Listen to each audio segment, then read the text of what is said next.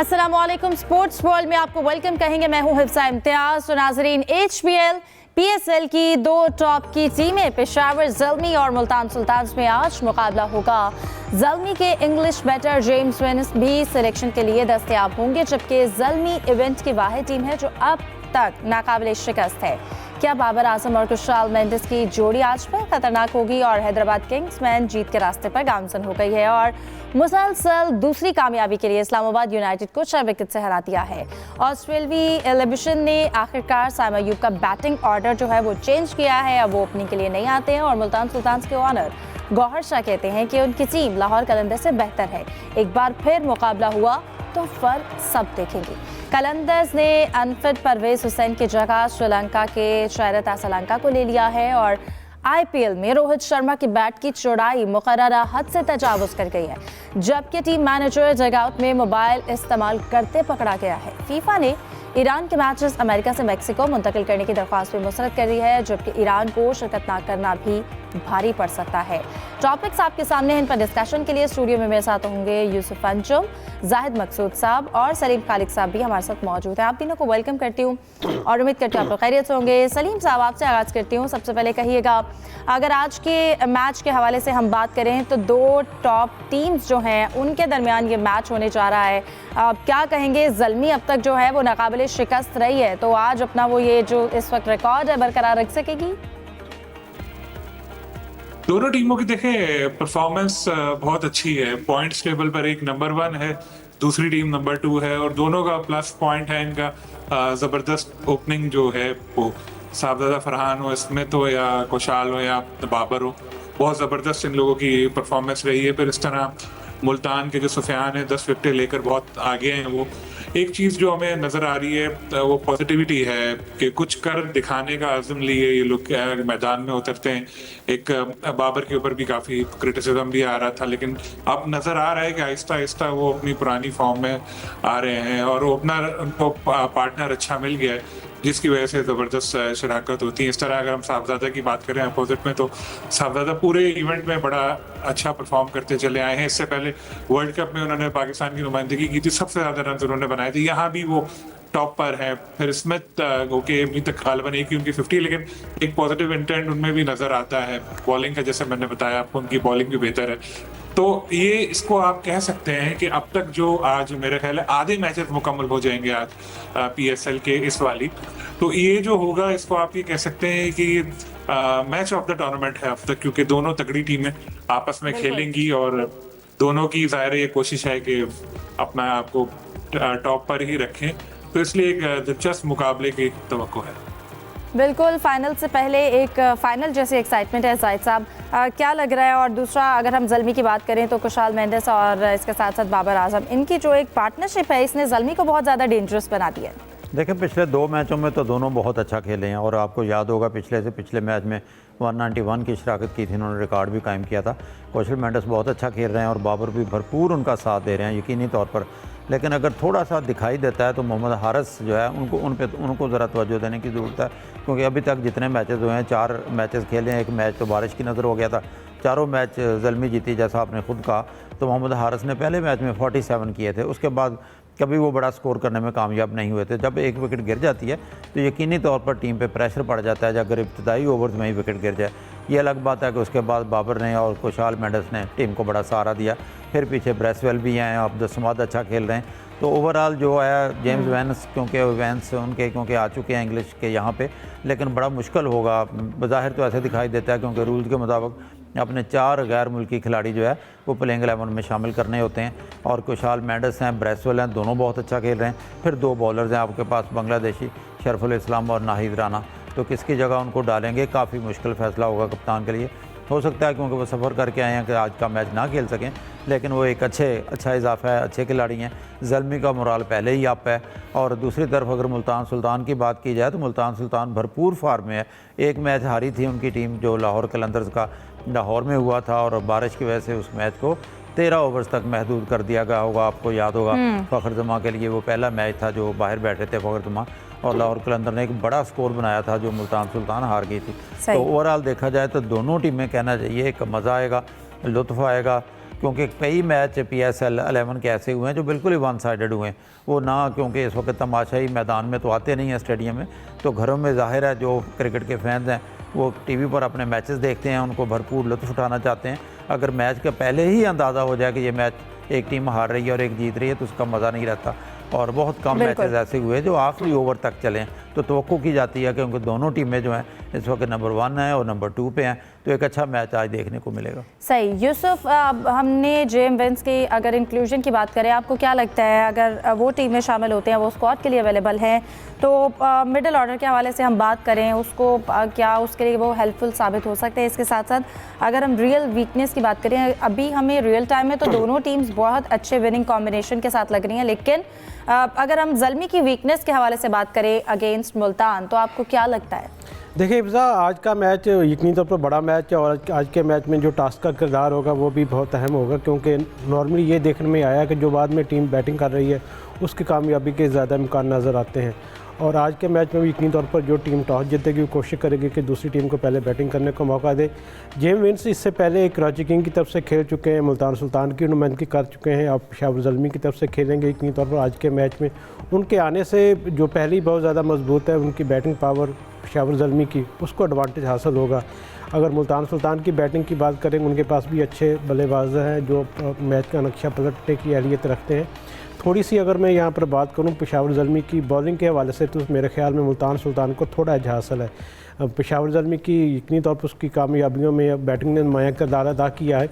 आज बॉलिंग का इम्तिहान होगा कि बॉलर्स अपना इतनी मजबूत बैटिंग लाइन के साथ, जिसमें स्टीव स्मिथ है, साहबज़ादा फरहान है, वो मरकज़ निगाह होंगे, एशन टर्नर होंगे, तो अब यहाँ देखते हैं कि उनके जो बॉलर्स हैं वो किस किस्म की बॉलिंग करते हैं। यहाँ पर ये भी देखना पड़ेगा कौन सी टीम फील्डिंग बेहतर करने में कामयाब होती है। अब तक जिस टीम ने अच्छी फील्डिंग की है कामयाबी के भी ज़्यादातर उसी के हमने देखा कि चांसेस ज़्यादा हुए।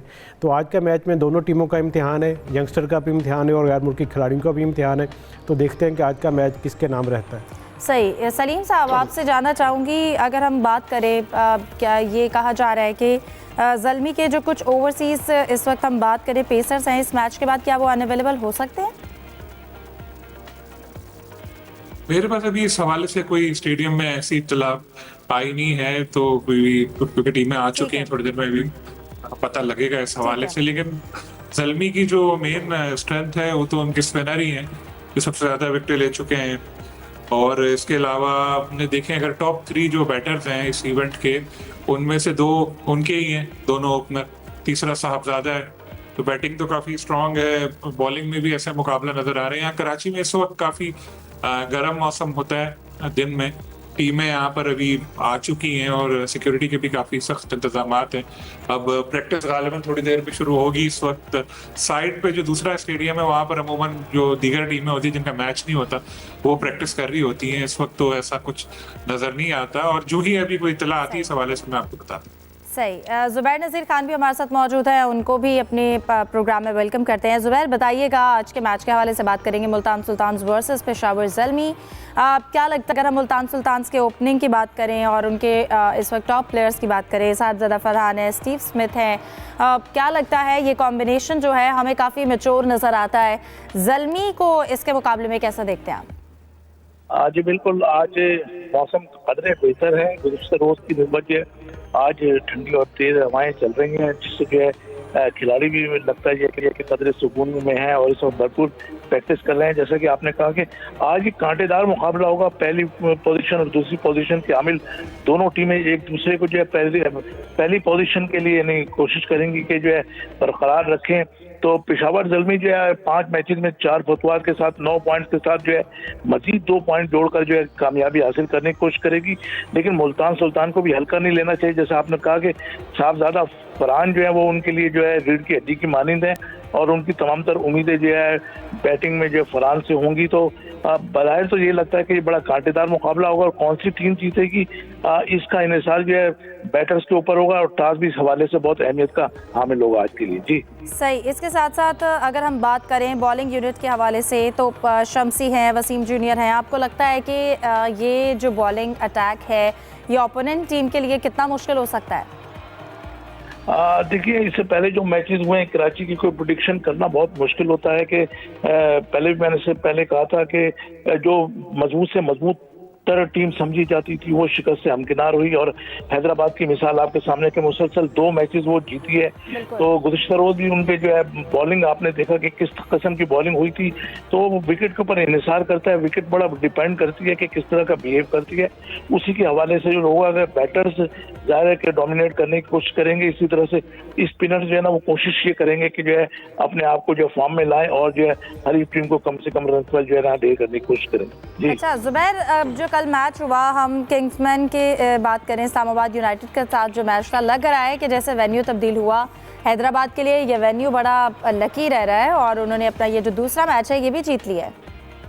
देखिए हैदराबाद का जो है ऐसा लगता है कि उसका कम्बिनेशन जो है वो अब बेहतर हो गया है और वो जिस तरह से इज्तिमाई तौर पर अच्छी कारकर्दगी का मुजाहरा कर रहे हैं, तो वो इस तरह से 4 शिकस्तों के बाद मुसलसल 2 कामयाबियां, एक अच्छा ज़बरदस्त कम बैक है और पॉइंट टेबल के ऊपर भी जो है आगे लगता है कि वो आगे चल करके मजीद फतवात हासिल कर सकते हैं।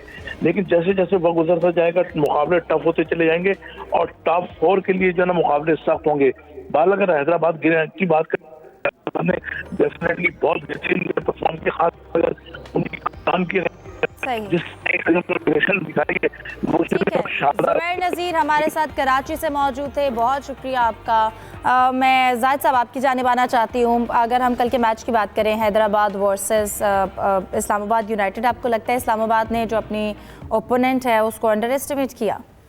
नहीं, देखें, लगता है ऐसा है कि इस्लामाबाद को एक तो नुकसान हुआ शादाब खां का। शादाब खां जब कौमी टीम में आते हैं तो उन पर ज़ाहिर तनकीद भी होती है, उनकी परफॉर्मेंस वो नहीं होती जो हम तवक्को करते हैं उनसे। लेकिन PSL में आपको पता होगा कि हर दफ़ा शादाब जो है वो मैच में छाए हुए होते हैं, बॉलिंग में भी बैटिंग में भी, और ख़ास तौर पर वो फील्डर बहुत अच्छे हैं। जब 1 या 2 कैच लेते हैं तो ज़ाहिर है बाकी फील्डर्स का भी मोराल अप होता है। तो कल वो मैच में खेल नहीं रहे थे, उनकी जगह पर ग्रीन ने कप्तानी की। और दूसरा, अब आहिस्ता आहिस्ता जब से मैचेस हो रहे हैं, मुसलसल मैच हारने के बाद हैदराबाद के कप्तान जिन पर बहुत ज़्यादा तनकीद हुई है, लबूशेन पे, के मारनूस लबूशेन जो है बुनियादी तौर पर T20 के प्लेयर नहीं हैं, उन्होंने एक तो ये किया कि खुद बड़ा स्कोर किया, पूरी टीम को सहारा दिया। जब कैप्टन खेलता है ऐसा तो ज़ाहिर है बाकी प्लेयर भी अपनी जान मारते हैं और सीरियस होकर खेलते हैं। और फिर दूसरा फैसला उन्होंने अहम वो किया जो कि कौमी टीम में भी अक्सर तनकीद की जाती थी और कहा जाता था कि साइम अयूब अगर स्कोर नहीं करते तो उनको पीछे ट्राई कर लें, इनका बैटिंग ऑर्डर चेंज कर दें। तो कौमी टीम तो ना कर सकी, लेकिन ये है कि लबूशेन ने बहरहाल उनको जो है ओपनिंग पे नहीं भेजा, वो खुद आए और माद सदाकत साथ आए। और माद सदाकत ने आते ही, आपको याद होगा, माद वसीम के ख़िलाफ़ बहुत अच्छा वो खेले। स्कोर तो उन्होंने गालबन 30 के करीब किया, लेकिन उन्होंने एक बेस बना दी। तो लगता था कि टीम जो है ना जीत के लिए मैदान में उतरेगी। फिर पिछला मैच क्योंकि जीत चुके थे, जिसमें मैक्सवेल एक लंबा सफ़र करके आए थे, वो बैटिंग बॉलिंग दोनों में नाकाम रहे। कल उन्होंने विकेट भी ली, फील्डिंग भी अच्छी की और फिर आखिरी मौके पे उन्होंने जो 21 कीमती रन्स बनाए हैं और बहुत ही अच्छा वो खेले। तो कल एक डिफरेंट स्टाइल में लग रही थी हैदराबाद किंग्स। तो PSL की खूबसूरती या इवेंट की खूबसूरती यही है कि गिरना फिर गिर कर संभलना। हैदराबाद किंग्स इसकी वाज़ी मिसाल है। अब टीम का काफ़ी मोराल अच्छा लग रहा है और थोड़ा सा बैलेंस भी उन टीम का बनता जा रहा है और बॉडी लैंग्वेज भी प्लेयर्स की तब्दील होती जा रही है। बिल्कुल। तो यूसुफ, फाइनली कह सकते हैं कि हैदराबाद जो टीम है उसका कॉम्बिनेशन है वो फाइनली सेट होता जा रहा है। साइम अयूब को उनके नंबर से चेंज करना ये किस हद तक उनके लिए जो है वो बेहतर आया? इसके साथ साथ हमें किंग्समैन बॉलिंग में ज़्यादा क्लियर नज़र आए या फिर बैटिंग उनकी बहुत डिसिप्लिन थी? देखिए, मैक्सवेल के आने से यकीनी तौर पर जो किंग्समैन की बैटिंग है उसको तकवीत मिली है। कल उन्होंने बड़ी अच्छी इनिंग्स भी खेली और जहाना जिस तरह मशहूर है उन्होंने स्ट्रोकबाजी भी की दिखाई। और यकीनी तौर पर मैं समझता हूँ कि साइम अयूब को नंबर चेंज उनका किया कि उन्होंने 35 स्कोर किए, थोड़ा सा उनको अतमाद हासिल हुआ।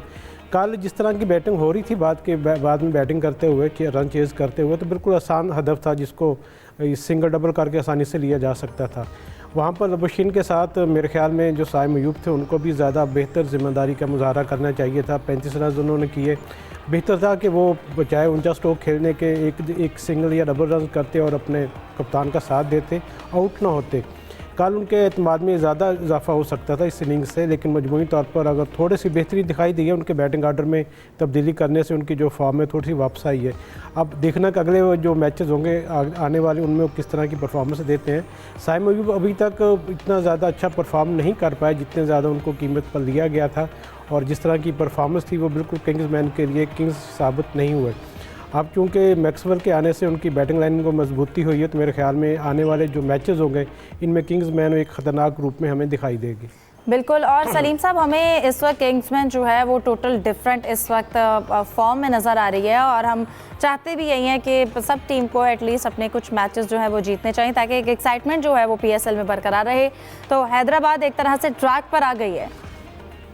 बिल्कुल, और कल जो मैच का टर्निंग पॉइंट था वो आप इस तरह कह सकती हैं, जो आसिफ महमूद ने आखिरी ओवर में जो 4 विकेटें ली थी, पहला मैच खेल रहे थे PSL का वो, और एक ओवर में 4 विकेट लेना बहुत बड़ी बात होती है, क्योंकि वो आखिरी ओवर था।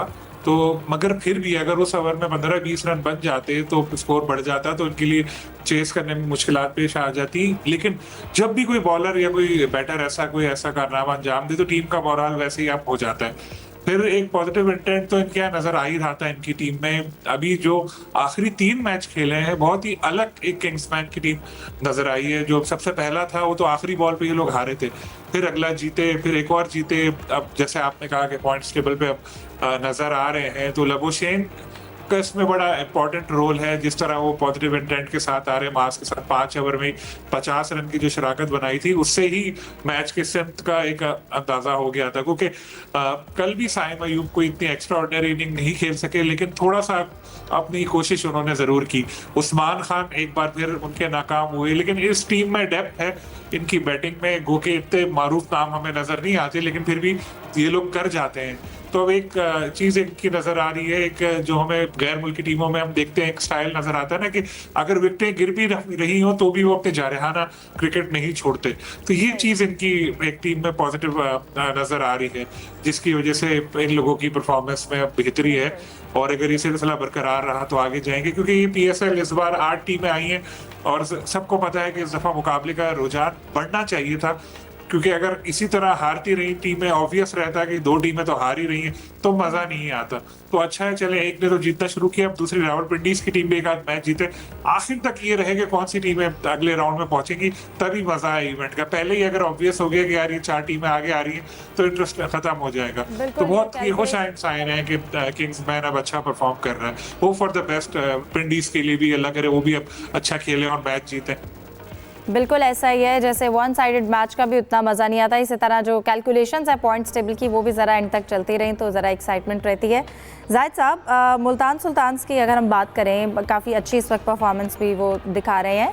और अगर उनके ऑनर की स्टेटमेंट की बात करें, गौहर शाह, उन्होंने कहा कि उनकी टीम लाहौर से बेहतर दिखाई दे रही है और बेहतर है। तो ये एक हमें बड़े वो कॉन्फिडेंट नज़र आए हैं और एक अच्छी स्टेटमेंट है। ऑनर को इसी तरह से अपनी टीम पर एतमाद होना चाहिए, लेकिन आपको लगता है कि फैक्ट्स भी इसी तरफ जा रहे हैं? देखें, वो तो जाहिर है जब मैच फैसला करता है कौन सी टीम बेहतर है। लाहौर कलंदर ने वहाँ बड़ा स्कोर किया था, 13 ओवर्स का मैच था, 20 ओवर्स का मैच नहीं था। लेकिन गौहर शाह ने जिस कहा पॉडकास्ट में, उन्होंने और भी बहुत सी बातें की हैं और 1-2 बातें उनकी तो और भी हमें बहुत अच्छी लगी। उन्होंने कहा पाकिस्तान की क्रिकेट की इम्प्रूवमेंट के लिए, बेटरमेंट के लिए जो भी हो सका वो करने को तैयार हैं, क्योंकि वो खुद क्रिकेटर हैं, फर्स्ट क्लास खेले हुए हैं। और अभी मेरा ख्याल है शायद मालकान में से शायद वो वाहिद होंगे जो नेट पे खुद भी बॉलिंग करते हैं, बहुत ही फ्रेंडली हैं अपने प्लेयर्स के साथ, साथियों के साथ, और यकीनी तौर पर टीम का मोराल भी अप करना चाहते होंगे। और अच्छी टीम भी है, क्योंकि वो अच्छा मैच हुआ था और इसके बाद बाकी मैचों में साबित किया मुल्तान सुल्तान ने अच्छी मैच है। लेकिन फॉर्मेट इस किस्म का बना हुआ है कि इनका अभी जो है इब्तदाई मैचों में इनका आमना सामना नहीं होगा, लेकिन आगे चलकर अगर होता है तो चलें, उनका दावा भी सामने आ जाएगा कि कौन सी टीम बेहतर है। लेकिन अच्छी बात है टीम का मोराल अप करना, टीम के साथ लेकर चलना और हर प्लेयर्स का साथ मोराल अप करना और फिर फ्रेंडली रवैया होना, इससे यकीनी तौर पर प्लेयर्स जो है, पूरी टीम जो है, उनका मोराल अप होता है। सलीम साहब, आपको क्या लगता है ये कितना बेहतर है ये कहना कि लाहौर की अगर इस वक्त हम जो परफॉर्मेंस देख रहे हैं उसके पीछे ज़ाहिर बात है कुछ प्लेयर्स उनके इस वक्त मिस हो गए हैं, इंजरी का शिकार हैं, लेकिन आपको लगता है कि वाकई में मुल्तान सुल्तान्स की इस वक्त हम बैटिंग और प्लेयर्स की स्पेशली बात करें तो हमें वो सुपीरियर नज़र आते हैं? नहीं, लाहौर की टीम भी स्ट्रांग है, लेकिन मसला ये हुआ ईमू अच्छा परफॉर्म कर रहे थे, 50 पे बनाई थी, तो वो इंजर्ड हो गए, अब चले गए। फखर पे 2 मैचेस का बैन लग गया, सिकंदर रजा की फॉर्म अच्छी नहीं चल रही, तो बहुत सारे फैक्टर ऐसे आए जिसकी वजह से उनकी परफॉर्मेंस जो है वो इफेक्ट हुई। अब ये इस तरह की जो बयान होते हैं जैसे गौहर ने दिया, ये तो अच्छी चीज़ है, मुकाबले की फजा एक बढ़ती है और अपने प्लेयर्स का कॉन्फिडेंस भी बढ़ता है और टीम का भी एक वैल्यू बढ़ती है जब कोई ओनर बोले कि भाई मेरी टीम तो जो डिफेंडिंग चैंपियन है उससे, क्योंकि लाहौर तो एक ब्रांड है, 11वां साल है, ये तो अभी नए नए आए हैं। ठीक है, मुल्तान सुल्तान तो पुराना नाम था, लेकिन ओनर तो अभी ये चेंज हुआ है ना। अच्छा, इंटरेस्टिंग बात ये कि लाहौर के जो ओनर है समीन राना, वो भी एज अ टीम मैनेजर काम करते हैं और वो प्लेयर्स के साथ बहुत मिक्सअप होते हैं। वो टीम को बिल्कुल एक फैमिली का माहौल एक उन्होंने दिया हुआ। गौहर भी उसी की कोशिश कर रहे हैं, वो भी यही कहते हैं कि जी मैं भी टीम का मैनेजर हूँ और वो भी इसी को टीम को अपने फैमिली की तरह लेके चलने की कोशिश कर रहे हैं। तो एक अच्छी चीज़ है कि चले एक पुरानी टीम है उसको वो फॉलो कर रहे हैं और जितना प्लेयर्स के साथ इस तरह का अच्छा मिक्सअप हो कर रहे हैं तो उसका टीम को ही फायदा होता है। हमने कलंदर्स के साथ ये देखा है, तो गौहर भी अगर इस तरह की कोशिशें कर रहे हैं तो ये अच्छा होगा, क्योंकि हमने जो एक चीज़ देखी है कि उनकी टीम का माहौल हमें अच्छा नजर आ रहा है, चाहे वो ग्राउंड में हो या ऑफ द फील्ड हो। के प्लेयर्स खुश हैं, गैर मुल्की प्लेयर्स भी खुश हैं, बाहर गोल्फ वॉल्फ खेलने वो तो खैर पीसी भी लेके जाते हैं, लेकिन यहाँ भी जा रहे हैं। तो अब फील्ड में भी वो एक चीज नजर आ जाती है, अगर टीम का माहौल अच्छा ना हो, टीम सेट ना हो। तो गौहर जैसे जाहिर साहब भी फरमा रहे थे कि वो खुद क्रिकेटर रह चुके हैं, फर्स्ट क्लास मैच भी उन्होंने खेला है, पेसर थे, इंजरी का शिकार हो गए थे। बॉलिंग तो जाहिर अब कर नहीं सकते क्योंकि उनकी कमर ठीक नहीं है, लेकिन फील्डिंग में और दूसरी चीजों में एक्सरसाइज वगैरह में प्लेयर्स की मदद करते हैं। बल्कि जो उनको नहीं जानता वो अगर देखे तो वो लगे वन ऑफ द कोई प्लेयर ही है, क्योंकि बिल्कुल है काफी वो कोशिशें भी करते नजर आ रहे हैं और बड़े कॉन्फिडेंट दिखाई देते हैं अपनी टीम को लेकर। प्रोग्राम में डिस्कशन को जारी रखते हैं, एक ब्रेक के बाद stay with us.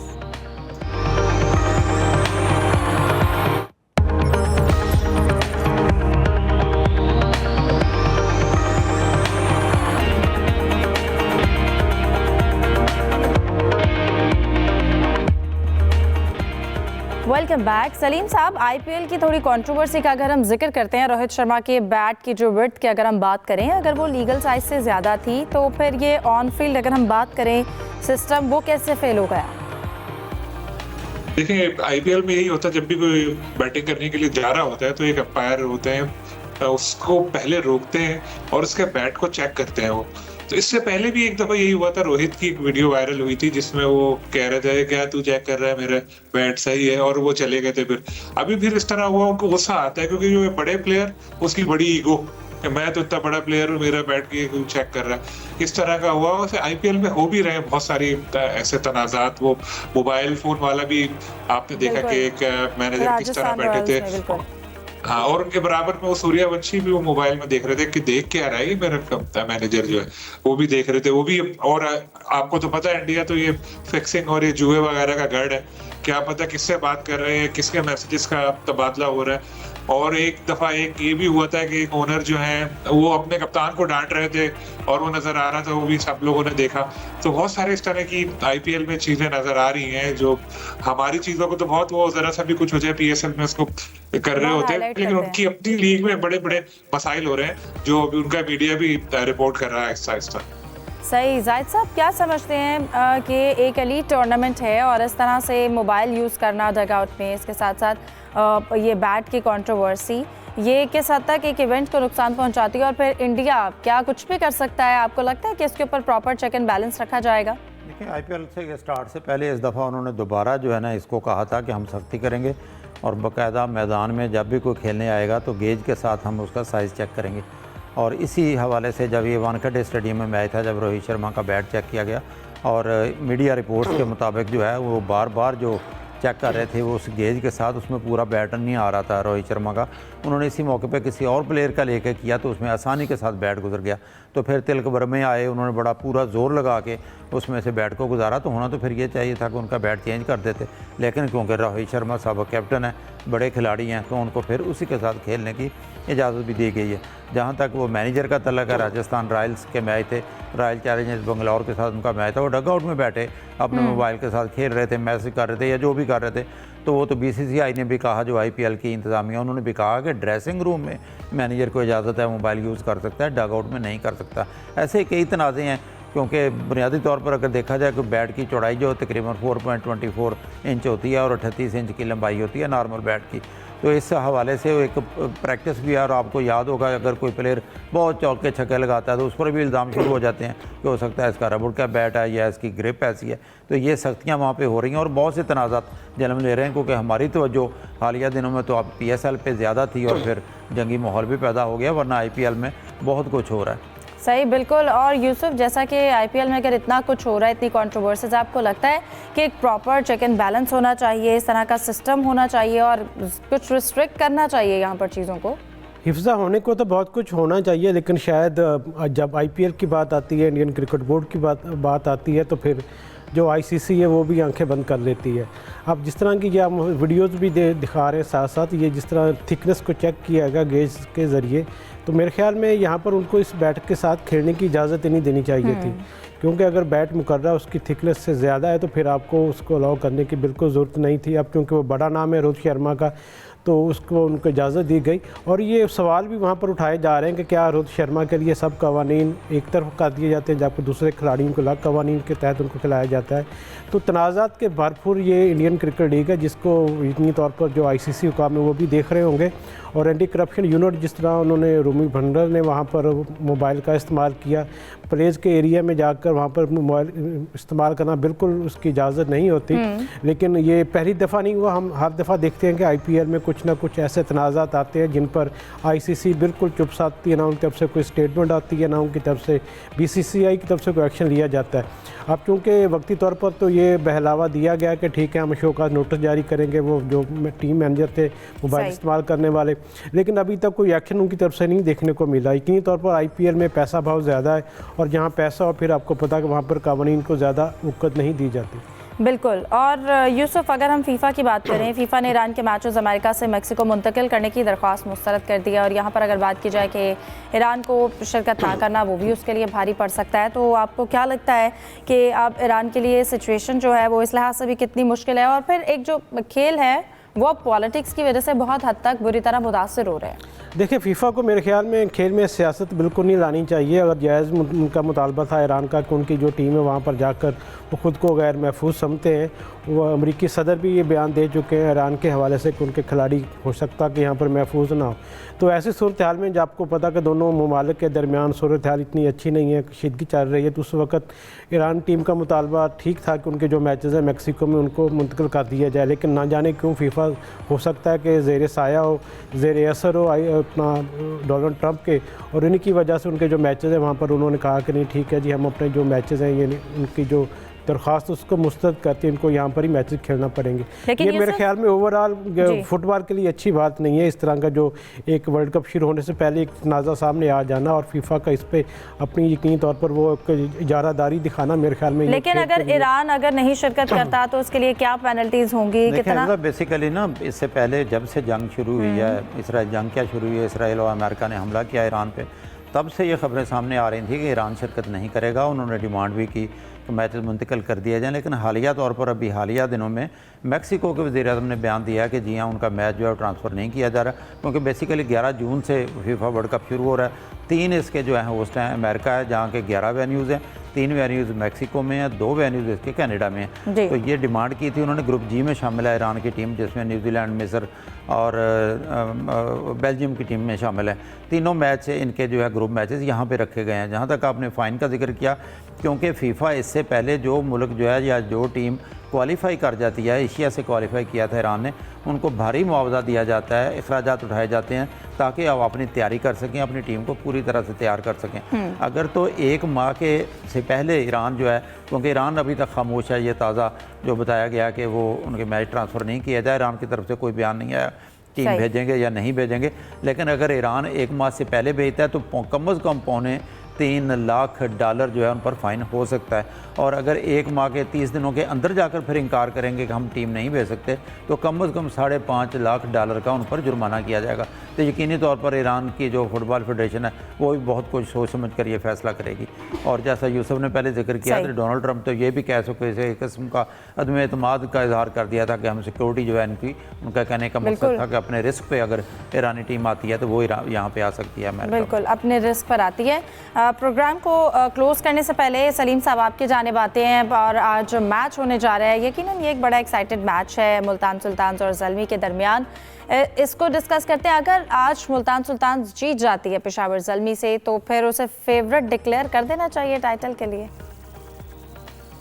Already one of the favourite तो है, जिस तरह उनकी परफॉर्मेंस उसकी चल रही है और जिस तरह का कॉम्बिनेशन बना हुआ है, वन ऑफ द फेवरेट तो है। और जीत जाती है तो बिल्कुल फिर और उसका इम्कान होगा, और एक नए ओनर के साथ अगर कोई टीम आते के साथ ही टाइटल जीत जाए तो ये बहुत बड़ी बात होगी। लेकिन अभी इनकी टीम का इम्तिहान बाकी है, हमें इनके ओनर को भी देखना है, क्योंकि असल जीत में पता नहीं चलता, हार में पता चलता है कि टीम का क्या है। अगर एक दो मैच हारे, उस वक्त पता चलेगा कि टीम दोबारा कमबैक कैसे करती है, या इनके ओनर का उस वक्त क्या रवैया होता है। जीत के वक्त तो सब अच्छा चल रहा होता, और इस वक्त उनकी टीम अच्छा परफॉर्म कर रही है, नो डाउट, और वन ऑफ द फेवरेट्स भी है। बिल्कुल जाहिद साहब, अगर हम हेड टू हेड की बात करें तो मुल्तान को काफ़ी एज रहा है। आपको लगता है कि ये जो साइकोलॉजिकल बढ़तरी है, इसका भी एडवांटेज मुल्तान के पास है?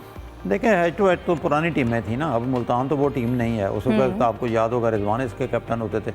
पुरानी परफॉर्मेंस का तो अब नई टीमों पे असरअंदाज नहीं होगा, लेकिन बहरहाल एक अच्छा मैच हम तवक्को करते हैं दोनों टीमों का, क्योंकि बिला वजह तो नंबर 1 पे नहीं है। हाँ, ज़ल्मी ये है, कोई मैच हारी नहीं है।